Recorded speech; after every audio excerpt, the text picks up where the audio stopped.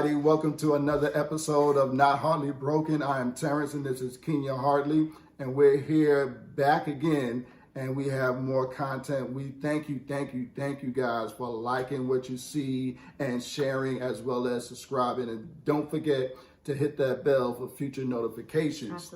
Absolutely. So what me and my lovely want to talk about today is after you say I do, and after you get married,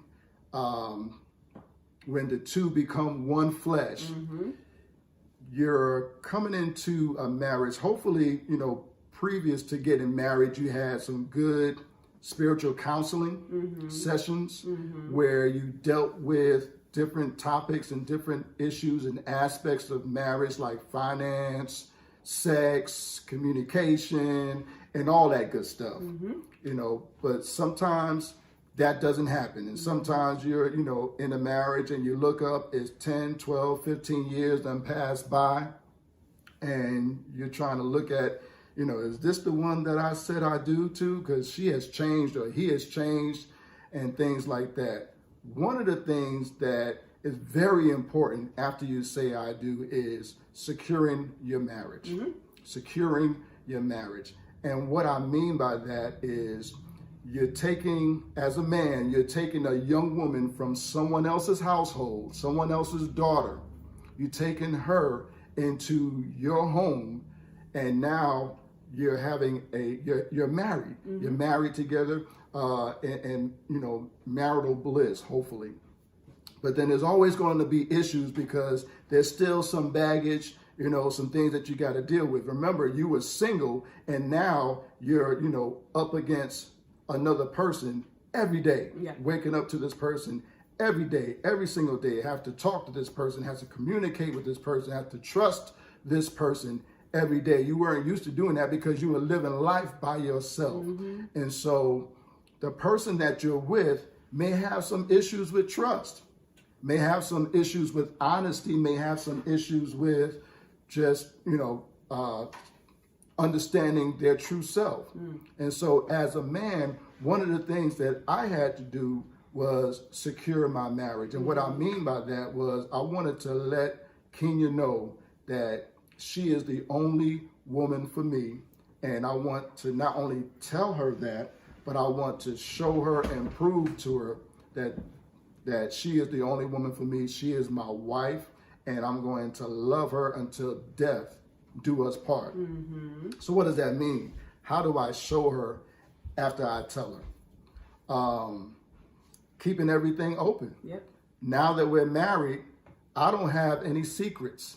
Everything that I know, the friends that I hang out with, she knows, and vice versa.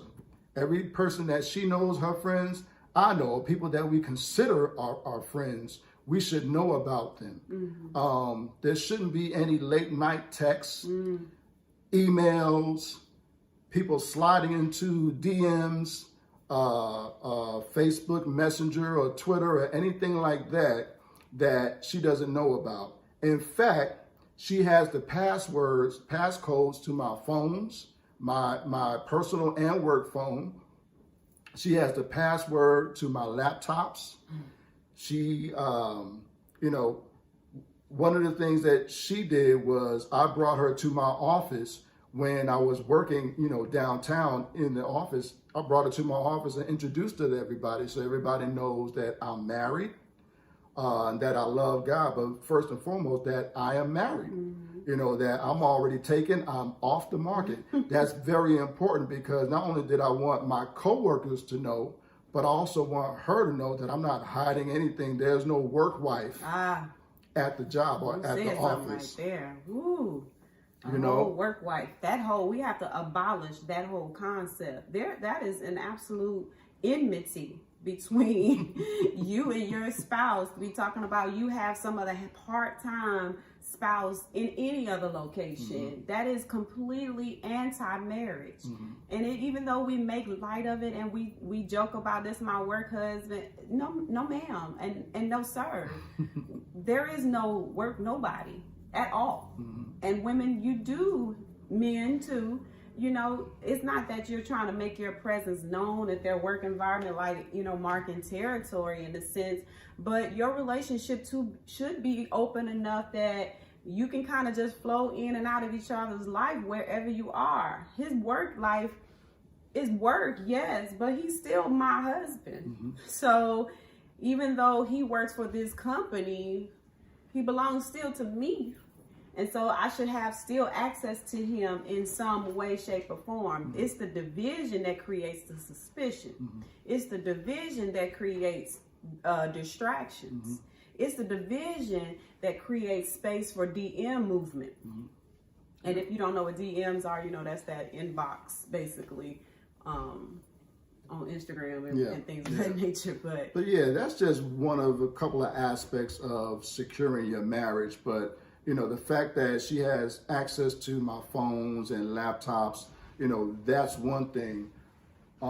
There's one instance where she went into my phone and I think she read my texts and stuff like that. And I was upset, not at the fact that she went into my phone, but the fact that she didn't trust me. Mm-hmm.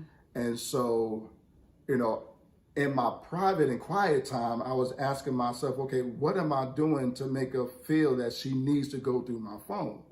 Because if that's the case, that's going to be an issue moving down the road. Mm-hmm. You know, her not feeling secure, her heart is not feeling that I am securing her, protecting her. It's one thing to protect and to provide, but I have to provide security for her heart too. Yeah. I have to protect her heart too.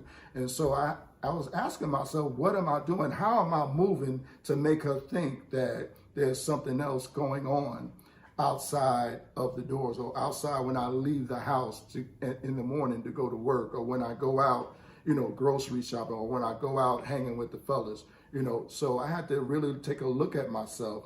Now, did I change my password? No. It's still, you know, she still has access to all of my devices. Did not change that. What I did change was, you know, more affirmations and, you know, letting her know that you still the one for me. I still love you. You said, I ain't going nowhere. I ain't going nowhere. You know, and that kind of tighten and strengthen our bond together. Because when a woman knows that she has a man that's not going anywhere, that's not looking anywhere else, she feels more secure and she's able to grow and flourish. Whereas in times past in the other relationships, she was not able to grow. She's able to do other things and exploits and ventures that she was not able to do, because now she's feeling free and she's feeling secure in her marriage. And there's a part of that, you know, even in that sharing about me going through your phone, is that we, you know, people, period, I'm not just going to categorize it just as a woman, but we tend to sometimes have insecurities. And we are responsible for keeping all of that in check too. So there was nothing actually that Terrence was doing that, you know, would even lead me to feel like I needed to check his phone. But I was maybe having an insecure season or insecure period of time in my life. I can't even exactly remember what the reason was, but what I'm saying is we have to manage all of that, because if he hadn't been who he was and got introspective about that situation, that really could be a space for division, and then kind of cultivate this culture of not being able to trust in our home. And what instead, though, and this is why it's important to marry the right one. This is important to marry the right one, because his growth, his maturity made him go introspectively and figure out what he could do to be better or to ensure me a little bit more. However, someone else would be like, they sit with rocks in their jaws for weeks and months, and, you know, then they change their passwords and, you know, and all of that type of thing. It's just a lot of foolery that can go on if you don't marry the right one who has the maturity level to deal with your craziness, because sometimes we can get a little wiry and crazy too. And that was inappropriate for me to go through his phone. There was no reason to go through his phone. Absolutely none. But I do have access to it. I had access prior to then, and I still have access to it. And he does the same as mine. But you know, all of that to say, it's important to do your own work.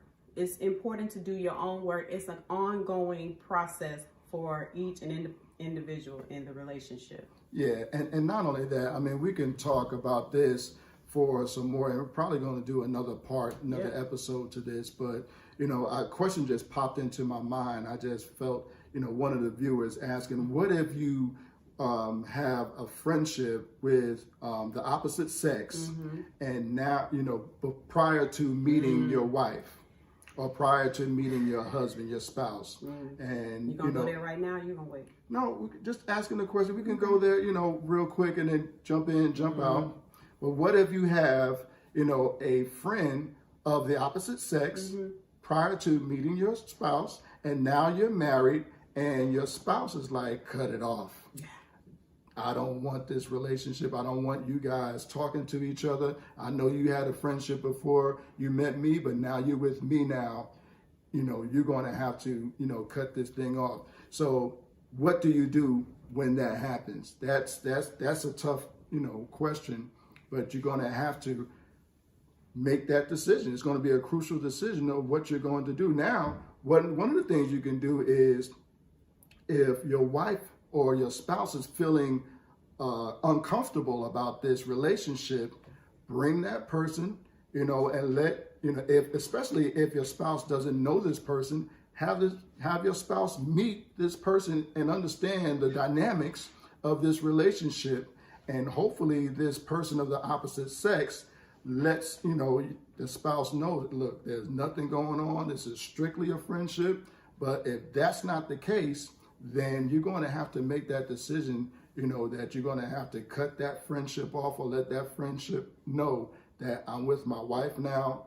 And, you know, unfortunately, there's a level of uncomfortability, if that's a word, that is going on. Level of discomfort, excuse me. There's a level of discomfort in this relationship that I'm having. And I just want to really secure my spouse's heart right now.